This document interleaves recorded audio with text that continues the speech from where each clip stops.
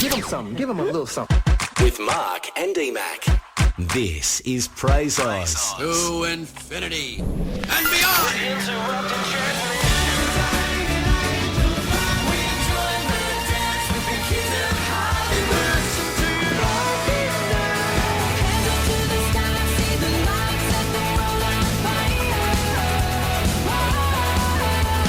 This is Praise Oz. Oh man, let's go. With Mark and EMac. Yes, welcome back to Praise Oz. Mark and EMac here with you, and we've got a very special guest with us today. He was one part of the Paul Coleman trio. He's got some great solo stuff. Even just found out that he was part of one of my favourite bands going back way back. His name is Grant Norsworthy and joins us today. How are you, Grant? Good, thanks. Good. Now, are we going to go by Grant or Grant? We probably should go by Grant. Grant, okay. Grant's good. Yeah, I mean, that's what my mum says. That's what my wife says. So, you know, whatever you want. You know, I want it to be natural for the speaker. Fair enough. You got the name right. Grant sounds good. I'm happy with that.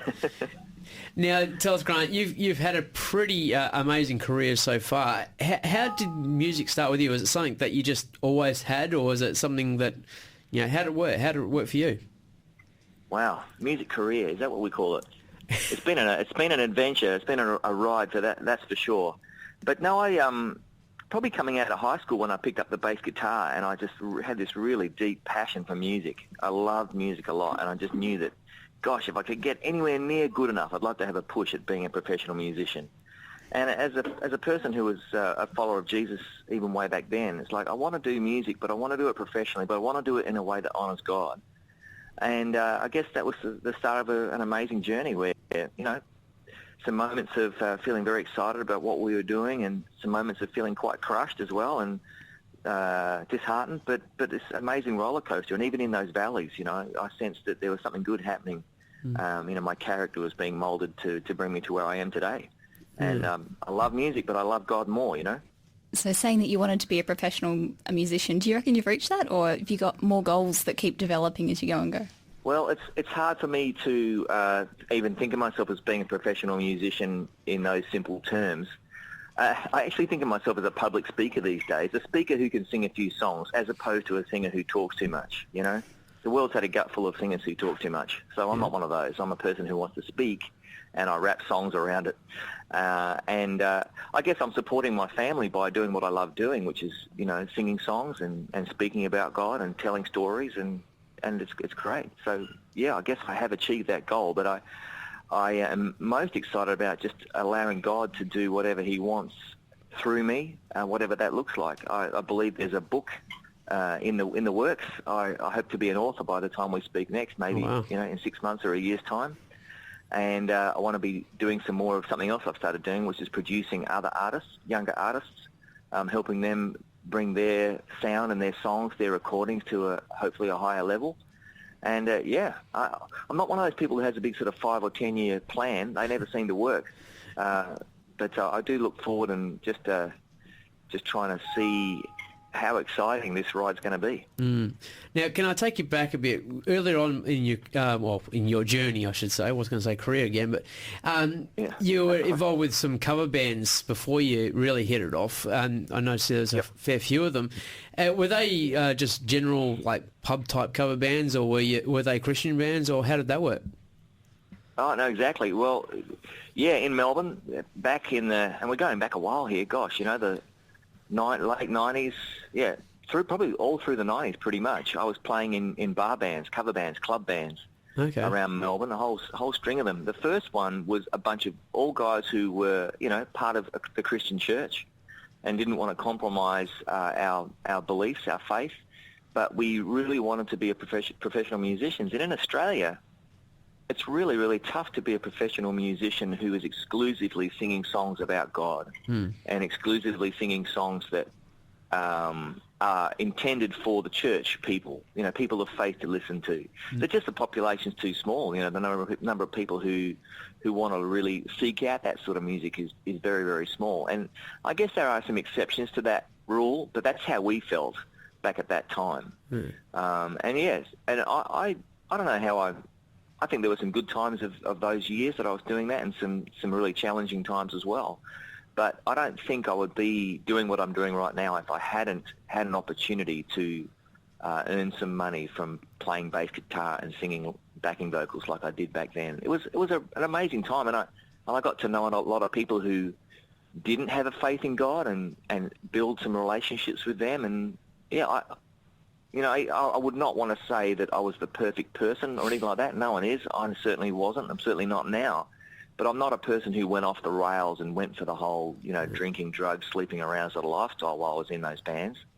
But at the same time, I think it was an important part of my journey, important part of my, building my skill set.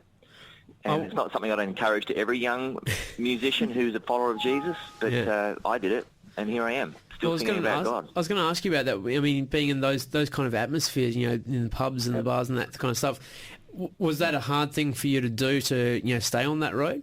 I'm choosing my words here carefully. For me, I guess working in that sort of bar, pub, club scene, I saw so many people really making idiots of themselves by drinking too much, by taking drugs, by trying to crack on to girls and stuff like that. I saw people just really make fools of themselves. So that was never attractive to me. Okay. I guess the slippery slides for me were different than those.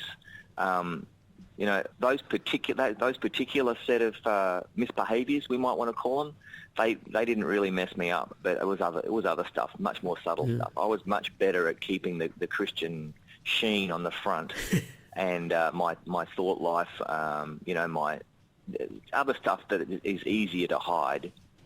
They were my downfall, and they're possible for whether you're part of a band playing in a pub at 2 a.m. or playing in the church band. There's all sorts of stuff out there, and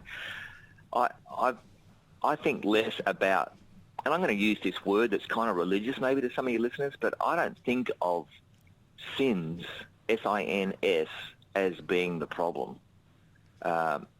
Sin is the problem, S-I-N. Sin is a state of being. Sins are certain behaviours that we can point at and go, well, there's some of those sins over there.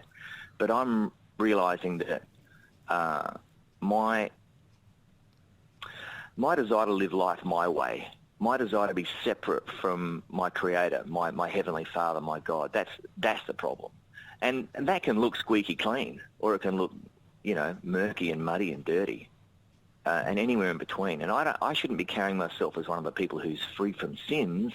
I've got to be one of those people who recognises that I am full of sin apart from the grace of God. And it makes it a whole lot easier when you're rubbing shoulders with people who perhaps don't agree with me about God, because it's like, I'm just a person like you, I don't have the answer. I'm just following the one who I believe is the answer, and that's Jesus. You certainly have a fantastic passion for talking about this. It's such a pleasure and a privilege to hear you talk. So how did you... I guess I'm weird, I'm weird wherever I go, but I'm just really, really passionate about God and what He's done in my life, and what a mess I would have made of myself if He hadn't. I'm just so thankful. And you guys might be listening to me, and some of your listeners might be listening, just go, he's sort of a religious nut, But I don't know. I don't think of myself like that. But yeah, something's happened. I can't really hide it. It's just bursting out of me. If I don't speak about this stuff, then I don't know. It would be just too weird for me. So how did you get into speaking? As you've been saying, you mentioned before you were speaking to people. So how did you get into that kind of speaking? Well, I used to be a primary school teacher, and as my mate Paul Coleman says, being a teacher, because he was a teacher as well, being a teacher is like doing 5 gigs that are 7 hours long each week for an audience that doesn't want to be there. And there's a lot of speaking. You learn to almost put on a show. Find ways of communicating thoughts or information that hopefully engage your audience that doesn't want to be there. So that was my background, and I thought that, I guess I'm not a teacher, I'm a musician.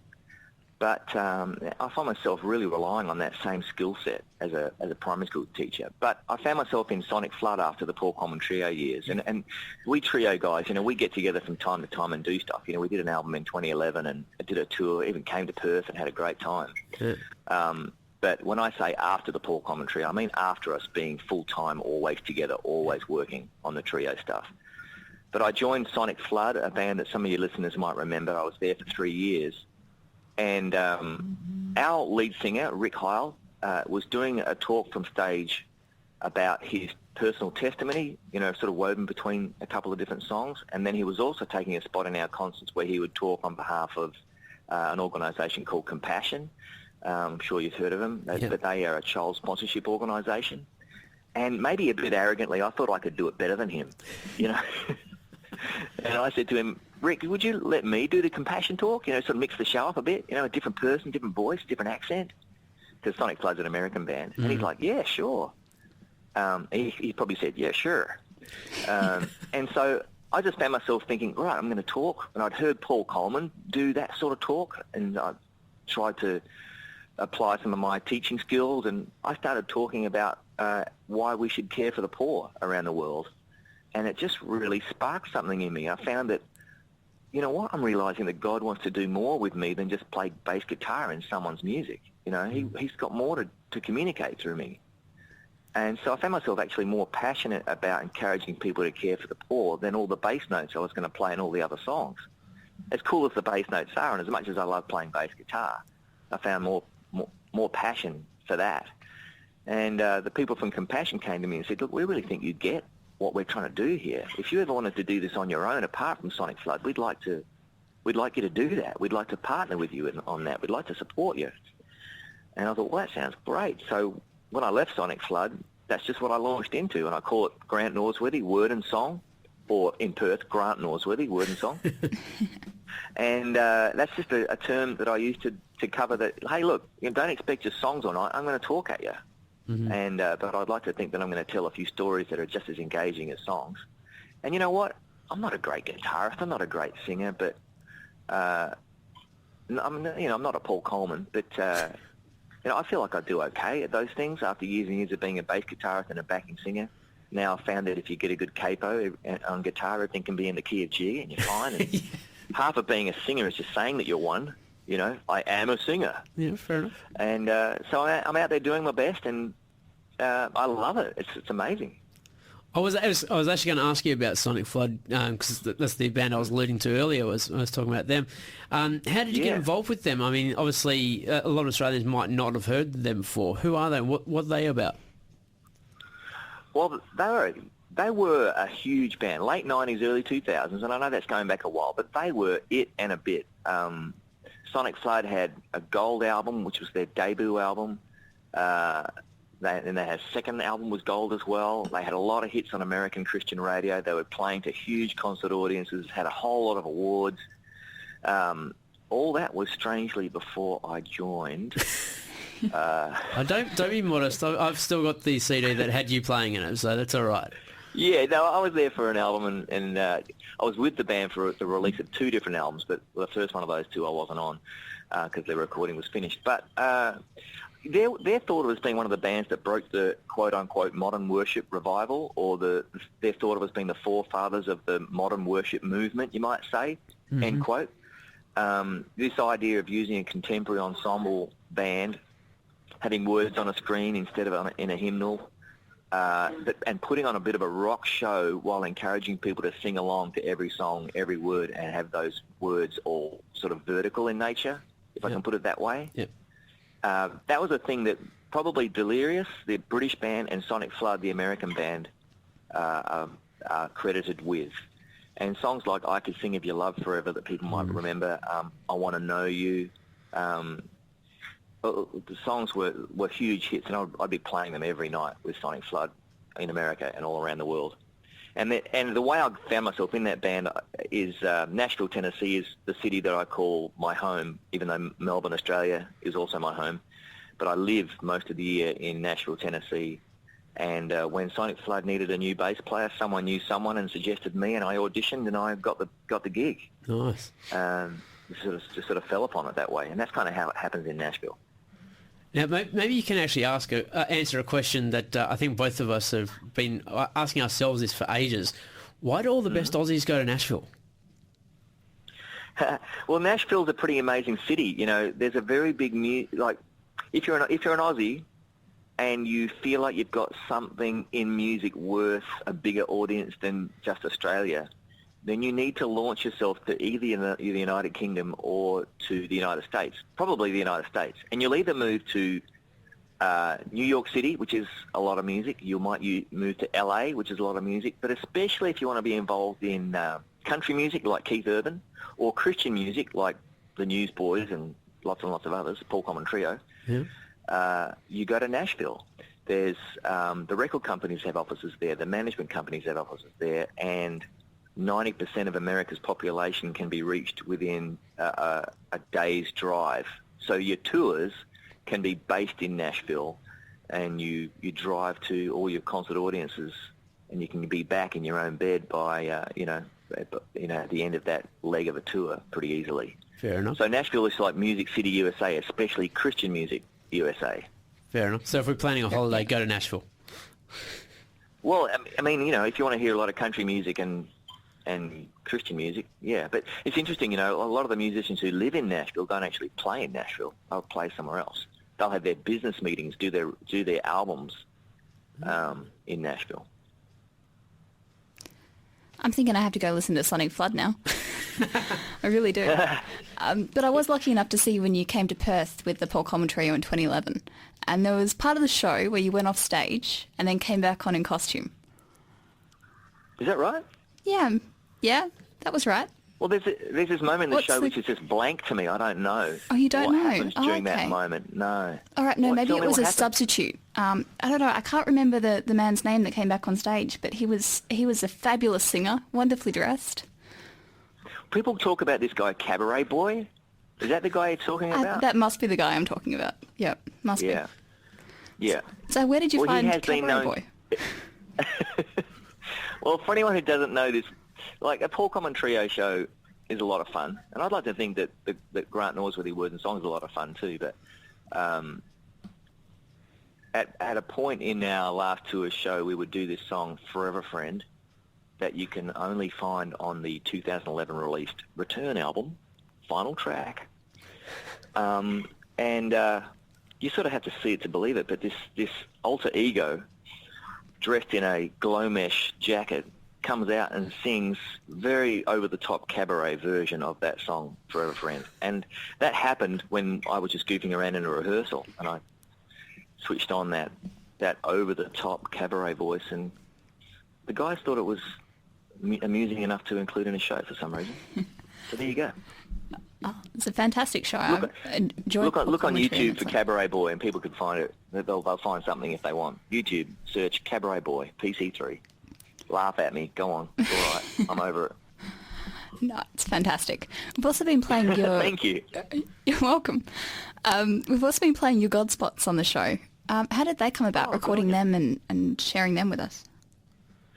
Well, these little 1 minute of me talking, I don't know, I found myself with these thoughts that I believed should somehow get out to the body of believers, the church, the Christian church somehow.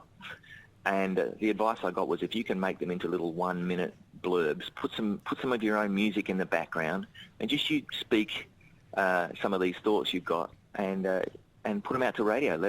Let's see who plays them. And I'm really glad that you guys are. Thank you for that. Yeah, we've been featuring them the last couple of weeks. Yeah. That's cool. Thanks a lot. But because I don't know why this happens to me, but I love the church. And when I say the church, I don't mean that Sunday meeting. I mean the group of people who are sincere followers of Jesus. That community of people is the church, and we're a kind of messed up bunch in a lot of ways. But I love that group of people. Doesn't mean I don't love the people outside that group, but I do love that group of people, even though I am a little bit disillusioned about the religion that we might call Christianity. And I'm using these terms as carefully as I can, because I think the established religion, Christianity, is not necessarily exactly the same as the group of people who are the sincere followers of Jesus, the people who are the people of that faith. They're not necessarily exactly the same group. But, it seems to me that we sometimes can mess things up a little bit. And that can sometimes be shown in the way we talk. I know, for example, this word worship. We hear it used most obviously as an adjective: worship band, worship leader, worship pastor, worship service. And, I think the way we use that term can actually disguise from us what it really means to be a worshipper of God, what it really means to engage in the worship of God. Just a few hundred years ago, the word worship didn't exist. We'd say worthship, W-O-R-T-H, app, S-H-I-P, worthship, reminding us that to worship God is to show his worth. And to show the worth of the Almighty God that created everything and created me, created the heavens and created the earth, and actually, I believe, came to earth as Jesus and died on a cross and rose from the dead to show me a different way to live. Well, the worship of this God can't be limited to just when I'm singing songs to him or just when I'm in a church building on a Sunday or any other time. Now, that's a 24-hour, 7-day-a-week, 365 and 366 in a leap year sort of engagement. And so when we say things like, well, welcome to worship, worship will be finished by lunchtime, we can be sort of disguising the bigger, the deeper, the real meaning even of what it means to be a worshipper. And I find myself thinking about Romans 12:1 that says, therefore, brothers and sisters, in view of God's great mercy, offer yourself as a living sacrifice, holy and acceptable to God, and let that be your spiritual act of worship. And you don't find anywhere in the Bible worship band, worship leader, worship pastor, or the word worship used to mean when we gather together and sing songs of praise to God. So I'm changing the way I speak, and I think thoughts like that are worth communicating, not because I want to change language usage in the whole Christian church, but because hopefully some of us can start going, wow, what does it really mean to be a worshipper then? And maybe dig a little deeper, maybe a whole lot deeper into our relationship with God. So if people want to hear these God spots, maybe they missed them on the show or whatever, is there some way they can go to hear these on the net, or how can they hear them? Yeah, go to grantnorsworthy.com, please. It's a bit of a mouthful, GrantNorsworthy.com. And I've got a whole lot of stuff on there, including those God spots. You can find them. And there's some of my music to listen to, a link to my blog, link to my Facebook page. Please like my Facebook page because I base my whole sense of existence and self-worth on that number. So come on, people. Help me out. I think we all do that these days, don't we? Facebook is it's kind of the place to be, I think. Facebook's scary. Yeah, it's a real shame, isn't it? We're supposed to be getting our sense of self-worth on what God has done for us and who he is. And we end up basing it on 2,096 likes. Yeah. Which is probably more than yours, right? I've got more likes than you guys. You have, yeah. We've probably got the 96. That's about right. Yeah, it's just this arbitrary number, and but I do like to be in touch with people who are interested in what I'm singing about and speaking about, and that's a good way to do it. So I don't mean to belittle it, but I'm trying not to get my sense of self-worth on that sort of thing, and sometimes to name it is take away some of the power, Yeah. Now, you mentioned your music before. I mean, a couple of years ago you released the album Resident Alien. I have to ask, what's the title all about? I mean, it just sounds... Yeah. Yeah, well, it's not that movie series Resident Evil. It's not that. Uh-huh. It's Resident Alien. And as an Australian living in the United States now for 12 years, Resident Alien is actually my official status with the American authorities. I've earned now the green card, which is a visa status, which means I'm allowed to live there and work there freely, but I'm still an Australian. So that's the first level of the CD's name, Resident Alien. But the other level of it is I always feel foreign when I'm in America, like I'm an Australian. There's things about America that are kind of weird, And I actually hope some of those things stay weird to me. But I've been living over there for long enough now. When I come home to Australia, I feel foreign here too. I feel a bit of a resident alien even in Australia now. There's things about the way we do life in Australia that's kind of weird to me. And they were invisible to me while I was living in Australia. So that's the second layer of it. But the third layer is that, you know what, I'm not supposed to be totally at ease with this world the way it is. I think this feeling of me being foreign wherever I go, Australia, United States, or Canada or Turkey or Norway, I think I'm always supposed to feel like, you know what, this is not the way it's supposed to be. I'm not supposed to totally fit in with the way life is done on this planet the way it is. we humans, humanity has made a choice to go its own way. We, as individuals, have decided, I'm going to go my own way. I don't really need you, God. And I'm realising that I do need God. I need him more than the air I breathe, more than the next meal I'm going to eat. And that makes me feel like a resident alien. And it's a good thing. Absolutely. I was going through it the other day. There's some great songs on there.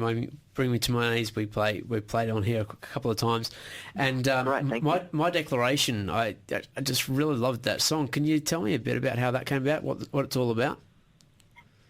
Yeah, for sure. My declaration is a song that bears listening to because I think the overall message of it might be a little too subtle for most people, but I realised that there are two voices, and this is not some sort of mental illness, but there are kind of two guiding voices I can listen to in my head, in my heart, as I move through my life. One of those I call the voice of condemnation, that voice that makes me feel like I'm junk, like I should hide from God, that I'm no good, that I'm terrible, that I should run away and never feel good enough to approach God. And then the other voice is the voice of conviction. And I always got those two voices confused, the voice of condemnation and the voice of conviction. I sort of blurred them together to be one. And that really affected how I approached God. And so when I was involved in a lot of really murky, horrible stuff in my life that was hidden from people, even while I was with Sonic Flood and presenting this squeaky clean image, even when I was with the Paul Common Trio presenting this, he must be so on fire for God. But there were these horrible things hidden behind the lines. And I just felt so horrible, that I just could not. I just felt like God must be just folding his arms and shaking his head and feeling disgusted with me, really. But a breakthrough happened and healing as a result. That God never speaks to us with that voice of condemnation. That's not God's voice. That's the other guy's voice. He never speaks to us with that voice. Now, he does speak to us with a voice of conviction, and that voice can be strong, it can be powerful, it can be overwhelming, but it makes me want to run to my Father God. It makes me want to realise that he loves me even when I have messed up.